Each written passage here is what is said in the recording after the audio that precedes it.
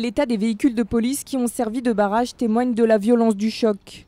Dimanche soir, une équipe de la BAC repère 2 voitures volées à Nantes. Les policiers appellent des renforts. Ils se postent sur un pont du centre-ville pour leur barrer la route. Mais au lieu de s'arrêter, les conducteurs tentent de forcer le passage. Une des voitures y parvient. Elle est à nouveau poursuivie par la BAC avant d'être stoppée un peu plus loin. Au moment des interpellations, les policiers se trouvent face à des jeunes âgés de 13 à 16 ans. Choqué par cette violence parce que, comme je vous le disais, on a des mineurs qui sont donc très jeunes, 13 ans, 15 ans. Les leaders ont 13 ans. Donc les mineurs de plus en plus jeunes et qui n'hésitent pas à commettre des actes de violence de plus en plus graves et n'hésitent pas à frapper ou à foncer sur les forces de l'ordre. Et ça, c'est gravissime.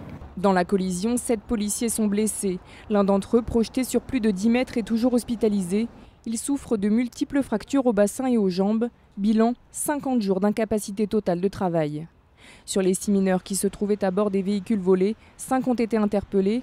Un autre a pris la fuite. Repéré par les policiers, il se jette dans la Loire.